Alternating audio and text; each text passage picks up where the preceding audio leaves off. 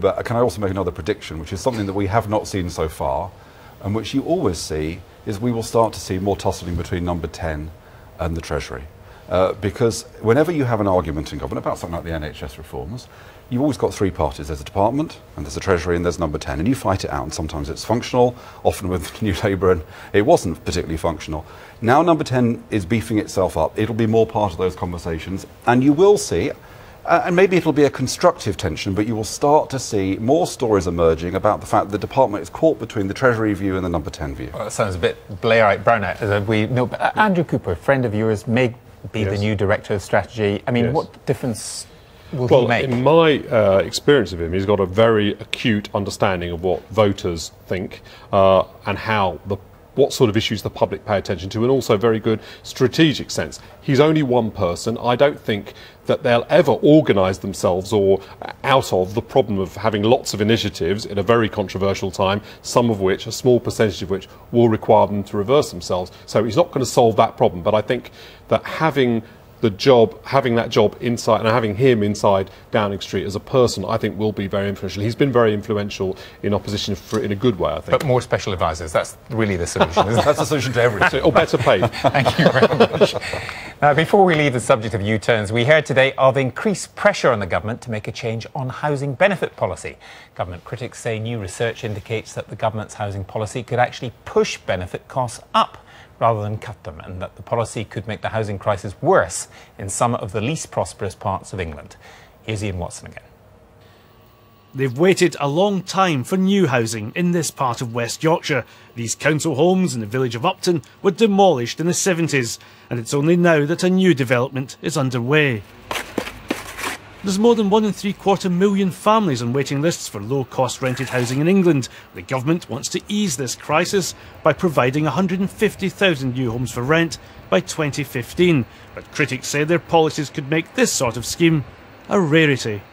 There are 40 applicants for every single one of the new houses being built here. Now, the government say they're laying the foundations for a whole new way of funding rented housing. They can get the deficit down and still deliver more homes. But housing associations are warning that in low-cost areas, their plans for more house building could now be demolished, and they want the government to do a U-turn. The government is cutting financial help to so-called social landlords, such as housing associations, by more than half. But it is allowing them to raise more of their own cash by increasing rents on new homes to 80% of the market rate. But in less prosperous parts of the country, those landlords say that won't give them nearly enough money to cover the cuts. The economics of what the government is proposing to put in place just doesn't work in many parts of Yorkshire. So there will be problems, I think, for people who will be suffering housing need but having little chance of being housed in the foreseeable future. It's a sad story, and I think it's one that people feel is not really where we want to be in the 21st century. New research from the National Housing Federation, which represents housing associations, suggests that the number of new homes they build could slump in the Midlands and the north of England. In the last financial year, housing associations began building 16,500 new rented homes there. But they predict that in the coming year, construction work on only 9,800 properties will get underway, a fall of 40%. But in some parts of England, house building is likely to rise. Here in London and across South East England, some housing associations welcome the opportunity to increase rents to provide more funds for new social housing. The big fear, though, is that low-income families simply won't be able to afford to live in the new homes that they build.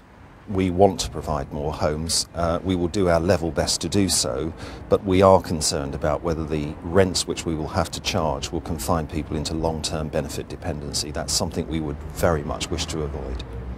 According to new estimates obtained by the Labour MP Karen Buck from the House of Commons Library, if the government meets its target of providing 150,000 new rented homes by 2015, then housing benefit bills could rise by as much as £530 million a year. That's assuming every housing association charges a maximum rent on their properties of 80% of market value. This is just frankly insane when, on the other side of the equation, we've got the Department of Work and Pensions introducing huge cuts to the housing benefit expenditure and saying that they want to bear down on those costs. The government said that not every housing association, even in London, will need to charge the new higher rents at the maximum level in order to raise cash for new building, and they're confident of providing more reasonably priced rented homes than their predecessors.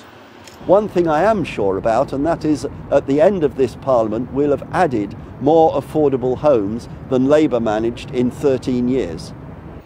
The government is giving housing associations more freedom to raise and spend money on building projects, a move those landlords welcome.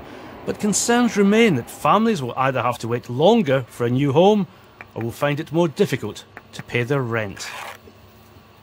Ian Watson. Now, somewhere between this country's manicured cityscapes and lush countryside lie ugly, overlooked places that most of us quite happily ignore.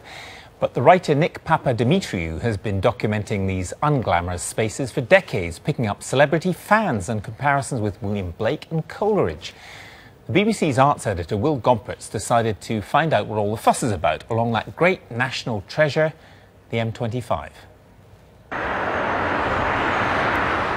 A vast, yet largely invisible presence hovers over the northern suburbs of London. Screened from the consciousness of the city dweller by the pressures of the day-to-day and a rabidly anthropocentric culture, Scarp broods and awaits its benediction. He's a writer to the defiantly non-manicured tips of his fingers. He seems very mundane and ordinary in lots of ways, but he sort of obviously sees magic in everything. He is the figure of the edgelands. He is like he is like a Blakean voyager. They're talking about Nick Papadimitriou, a 52-year-old writer who uses scrapbooks to document his North London landscape in minute detail. What I write about now is far more fragmentary, but also has a lot of focus on hyper-particularities, tiny bits of rust on gateposts, discarded objects in the landscape. He's not usual, nor are his fans. Plus, I suppose there's nothing, you know, sort of if you read, I don't know, like sort of Wordsworth or like, you know, the paintings of Turner, we can all see there's magic in sort of the ocean or in the sort of the great British countryside, but it takes an interesting mind to look at, like, sort of say, oh, I saw this power station in Middlesex, and like thinks it's Kubla Khan. I do try and bring something back from every walk that I go on. I feel that the objects are almost alive and I don't want them to just slip into oblivion. I'm creating a storage vat in my flat in which the region is contained in miniature form. And at some point I want to upload all of that into my brain so that I walk around carrying my region inside my mind. This rather idiosyncratic view of the world has been an inspiration to Will's self, who asked him to help with research on his novel, The Book of Dave. He has remained as a kind of fixed point around which I've revolved, and certainly, you know, I've somewhat abandoned the whole peripatetic writing now, but during this last 10 years, if I think of an ideal interlocutor, because I always walk and travel alone, it's either my father, who was an academic who specialised in urban and regional development, so he had that kind of view of this thing, or it's Nick. And this would be London Borough of Enfield. This is Southgate. He spends hours at home poring over charts. This map shows a section of the South Hertfordshire escarpment. Seeking out the lost and forgotten stories hidden in the hinterland of outer suburbia. He has now emerged from the wastelands he documents as a writer of note. He has a lucrative contract from a major publisher for the book he is currently writing, called Scarp. On summer evenings, when the sun sets furthest north, Scarp casts its shadow over the serried ranks of housing which shatter against its southern rim.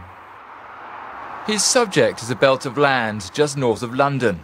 His method is something he describes as deep topography. What is deep topography? Well, topography is the study of the land and its details. And I applied the adjective to deep to the word in order to describe the kind of magnitude of experience I was having when I went walking. We're just walking over the M1 now. Why have you chosen this piece of land to concentrate your efforts? It's an invisible landscape, the North Middlesex or South Hertfordshire escarpment, 14 miles long, runs across the north of London, is curiously invisible. What do you mean by that? Well, it's visible to the eye once you know it's there, but it seems to have no kind of cultural presence, unlike, say, the Chiltern Scarp or the North and South Downs. There's a curious lateral shift in walking out from, say, cosmopolitan Edgware up onto the Edgware-Bury uplands where we are right now. The sense of stepping outside of time, or maybe even stepping into time. For all his eccentricity, and there is plenty of it, Nick Papadimitriou's practice of chronicling bypasses and the passed by has been present in literature for centuries. It's a very British tradition, which takes in people like Wainwright going across the Lake District, goes back to Coleridge. It's about people engaging in a really heavy-duty way with a single piece of landscape and digging into it. It's a kind of archaeological movement and therefore very, very attractive. And it doesn't come with French philosophical baggage. He's referring to Guy Debord and the French situationists of the 1950s and 60s, who had their apogee with the Parisian wildcat strikes in 1968. Their concept was psychogeography, a study of the effect the urban environment has on behaviour.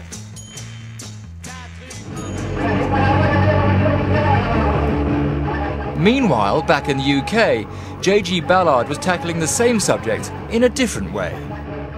Images of dystopian modernity framed in bleak man-made landscapes was more his thing. And then there was this. It really isn't the kind of place you'd expect to go for a stroll to escape that traffic jam.